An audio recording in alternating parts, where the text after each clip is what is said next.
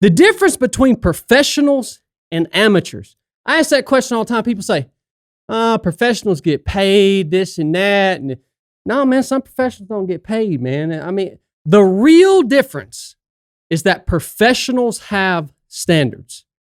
All right? You have to have a standard to measure your actions against in order to ever grow or in order to know where you're at, whether you're making progress or whether you're digressing in life, right? So you should have standards in everything. If you like to shoot, you should have shooting standards. If you like to lift weights, you should have standards in terms of all your major lifts. If you like to run, you should have running standards. Every aspect of your life, right? But you should also have an overarching standard that guides your very being from day to day, the decisions that you have to make, the way you're reacting to situations in your life.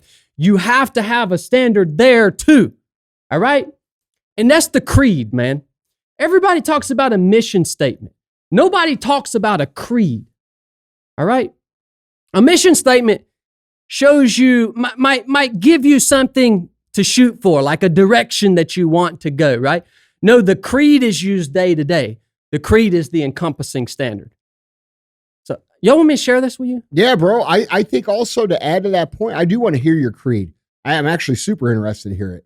You've done some incredible things in life. Anytime I can learn from someone who's done the kind of things that you've done, I want to hear what they're thinking. Yeah. But you know, to your point of professionals, when people say, oh, they get paid, people fail to connect the dot that the reason that they get paid is because of the standard. Mm-hmm. That's the reason. You nailed it. Yeah. So like when you guys you say, oh, that guy's a professional or he makes more money or this or that. The only reason they ever made the money was because of the creed or the standard or the code that they live by. That's it, brother. Yeah. So let's hear it, bro. That's it. I want to hear this. Yeah, man, we'll break this down. And look, I would encourage you guys to go out and think about this. You can take this. I've actually never shared this on air before. This is something special that we share when we train. But I encourage you guys to develop a standard or a creed for your own life, right? And and what this is, it's a mirror. It's something you look into at the end of the day to say, where did I live up to this, or where did I fall short of this? Okay, this is extremely important, all right? Now, this creed right here, this actually comes in a big way from the creed that we used in the SEAL teams to guide us in our actions and everything that we did in the SEAL teams. And it's just been tailored to fit us because we're not fighting war yet. That could change quickly. That's coming in a minute, guys. All right. So we'll probably revisit that conversation that we had last time you were here. Yeah, right. So here's the standard. And literally the first part goes to what Andy was just talking about. All right. In times of distress or uncertainty, you ever experienced times of distress or uncertainty? Yeah. All right. There is a special breed of person ready to face any challenge and prepared to accomplish any mission. A common human with an uncommon desire to succeed, forged by adversity. I am that person. You just talked about this earlier. You talked about the burden that you have to bear every single freaking day, man. You know what? There ain't nothing special about you. No, there ain't nothing special about me. Look, let me tell y'all right now, everybody listening to this, one of the biggest freaking problems with you is the way you think about yourself. That's one of your biggest freaking problems. That's why you can't achieve what you want to achieve. That's why you look around you. You look at other people. You look at guys like me and you say, man, I can't ever do what Chad did. You look at guys like Andy and say, I can't ever do. Man, that's freaking bull crap, man. Let me tell you what we are. Let me tell you how we believe about ourselves. We believe and we know that we are simply common humans with an uncommon desire to succeed. And how do you build an uncommon desire to succeed? That has got to be forged by adversity. You need to start believing that about yourself and stop believing all the bull crap that you believe about yourself, and stop looking at people like me or Andy or DJ and thinking that there's something special about us that you don't freaking have, man. We're flesh and blood. We're flesh and bones, man. All right? That's the first stanza of this thing. Let me ask you this, Andy, too, because I feel like when I hear that, people can have these opportunities to get through adversity every single day. What do you guys say? I feel like personally, it's just a decision whether they choose. Hold on, we're about to get to that. Hold on. You know what I'm saying? Hold on, son. That's all in the creed, son. Okay, all right. We're about to get to that. I'm right here with you, baby. Shut the fuck up. So the first step in your creed is you need to identify what it is you want to believe about yourself. And at the end of the day, you need to ask yourself, did you live up to that? Is that what you believed about yourself today? And if it's not, you need to fix your freaking self, son. The second part. I hear it. Oh, yeah. All right. I accept the responsibility that is bestowed upon me. And I understand that my chosen way of life is a privilege that I must earn every day. So once you determine what you're going to believe about yourself, the very next step is making a choice and understanding that it's a privilege. I just ran 24 freaking hours on a goddamn treadmill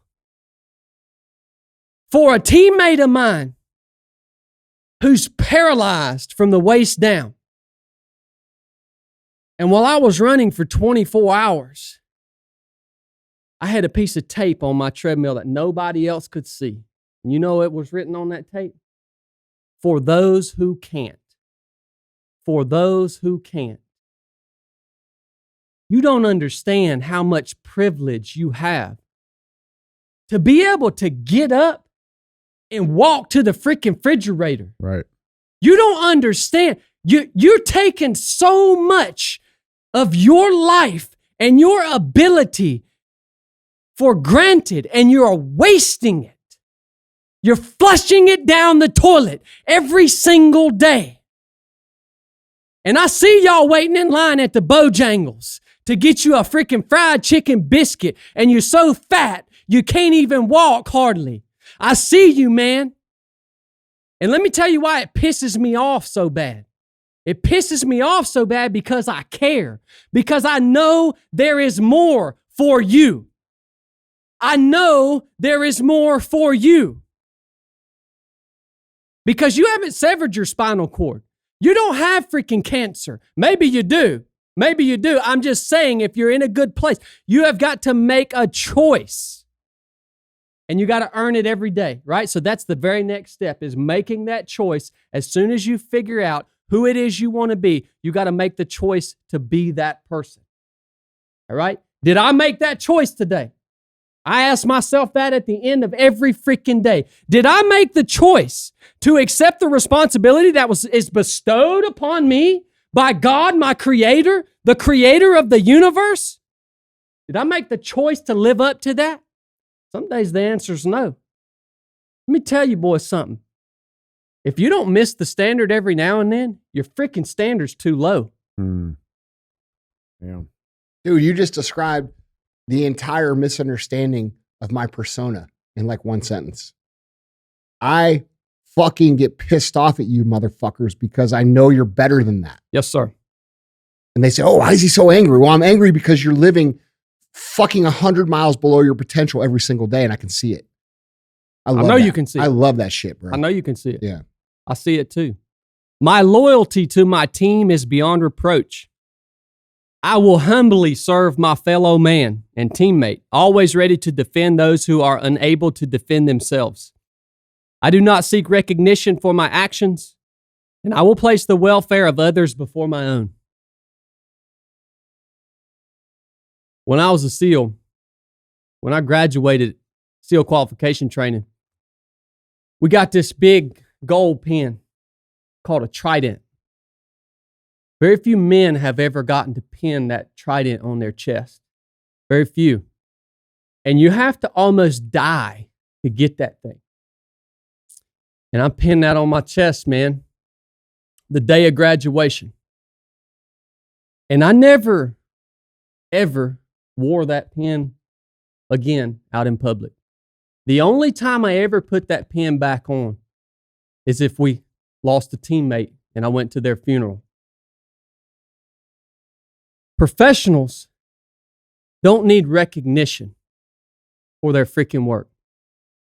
Stop walking around thinking that you deserve a pat on your back. Whatever it is you've been called to do, it has to become literally ingrained into the fibers of your being to the point that you couldn't possibly do anything else. You couldn't possibly do anything else. And when it becomes who you are, you don't care about recognition. Somebody tells you good job. You say, what the crap you talking about, man? It's just what I do. I just got up and did what I do, man. That's it. This is what I do. I will serve with honor. Who knows what honor is? Honor is the adherence to what is right. I will serve with honor on and off the battlefield of life. That means at work and at home. I will do what is right. I will have honor.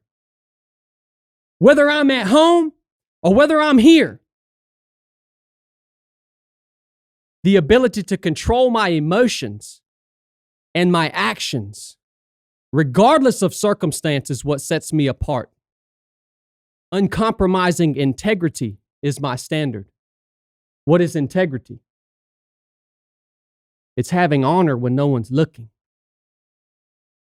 Oh, I got many stories of my life where my entire life, the trajectory of my entire life hinged upon a lapse in my integrity.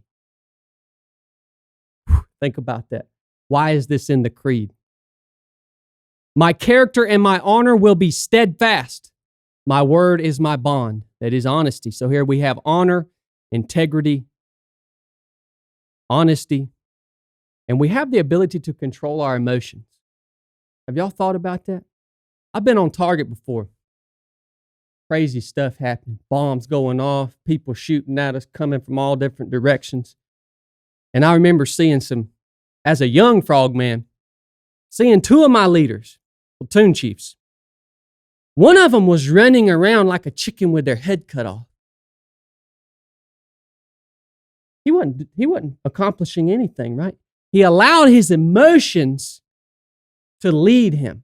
And then I remember looking over into the other corner and I saw the other platoon chief sitting in the corner. He was talking on comms in a calm, cool, collected voice. And you know who he was talking to? He was talking to some guys in some very deadly machines that were flying around in the air. And he relied on his training. He relied on his logic. And he stayed calm in the midst of that fight. And he was able to probably save everyone there because he did not allow his emotions to lead him. Your emotions are beautiful things, guys, but they are terrible leaders. Your emotions, God gave you emotions to serve you and make you who you are. But when you are in the midst of battle, whatever battle it is you're fighting, it's not time for those emotions. All right? I ask myself at the end of every day, did I let my emotions get the best of me? And if I did, guess what? I missed the standard. I expect to lead and be led. In the absence of orders, I will take charge. I will lead my team, and I will accomplish the mission. I will lead by example in all situations. I want to talk to y'all about the foundation of leadership.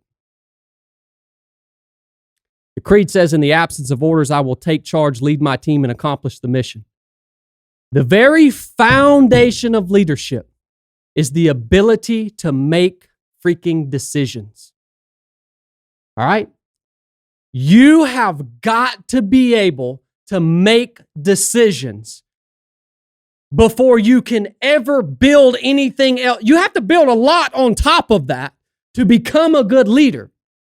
But you have got to make a decision in your life. You have got to make a decision about your fitness. You have got to make decisions about your business. You have got to make decisions about your faith. You have got to make decisions about your marriage. You have got to make decisions about your kids. Because you know what? Your only other option is to crouch in stagnant fear like a coward and potentially die. And potentially put the lives of everyone who depends on you in jeopardy.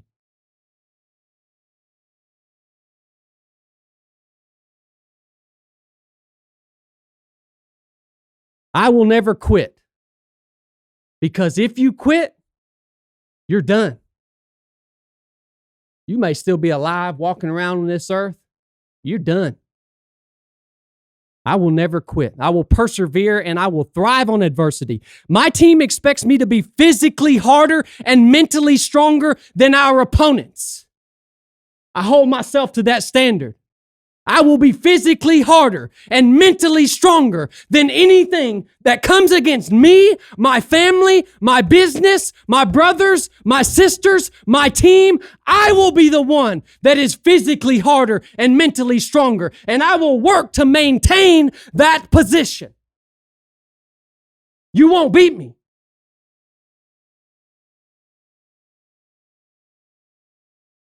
If knocked down, I will get back up every single time. In SEAL training, one time we had telephone poles. We had them in the front carry position, just like this. Our instructor said, walk and lunge the telephone pole in the front carry position for 4 miles in the soft sand. I got to about 2 miles, and I looked over to my left, and one of my teammates was writhing on the berm. His brain had fried. He ran up 109-degree temperature and fried his brain. I had to keep walking and lunging my telephone pole. I got toward the end of this 4 miles, and my arms could literally no longer hold the telephone pole. And I started to lose it. And I knew if I dropped it, I would fail my teammates beside me that were holding the rest of the weight. And so what I did is I just propped the telephone pole on my shoulder just for a split second so that my arms could recover. And when I did that, I saw a big man. I won't say his name on here, but he was a SEAL instructor. He was about 6'4". He comes up behind me. He grabs me by the collar of my uniform. He lifts me up off of the ground, and he body slams me into the berm so hard that it concusses me. It knocks me out. And when I come back to, I'm looking around, and he's standing over top of me. That man didn't care that I put that telephone pole on my shoulder. That's what I thought. You know what that man wanted to see? He wanted to see if he could humiliate me in front of my entire team. He wanted to see if he could make me look about this freaking big. And then he wanted to see what my reaction to that would be. Would I get back up? And the reason that Chad Wright is sitting here right now talking to you on the Real AF podcast is because Chad Wright mustered whatever strength that he had left to claw his way back onto his freaking feet and pony up on that telephone pole. And guess what? That instructor never screwed with Chad Wright again because he knew that I could hold the standard. That no matter how many times I was knocked down, that I would muster enough strength to get back on my feet and get in the fight. I will draw on every remaining ounce of strength to accomplish the mission. I am never out of the fight. I demand discipline and innovation from myself. Mission success depends upon me. Yeah, that's right. Mission success depends upon me. I will constantly sharpen my skills, my proficiency, and my attention to detail. My training is never complete. You can only fight the way you practice, and you will never be done. You will never reach perfection. You will never be done. I will train like I fight. I will stand ready at any moment to bring the full spectrum of my knowledge, my skills, and my ability to bear in order to achieve the mission and accomplish the goals that are established by my team. I will bring that to bear. The execution of my duties will be swift and efficient, guided by the very principles in this creed that I have sworn to uphold. Most of y'all are afraid to execute. Most of y'all know what needs to be done. You've had a man, Andy Frisella, that's given you every freaking key to business that you could ever imagine. You know exactly what freaking needs to be done. You know your goddamn problem. You won't execute. You won't even take the first step. The execution of my duty will be swift and efficient every single time, guided by the very principles that I have sworn to uphold. I want to share that with y'all, and I hope somebody needed to hear that.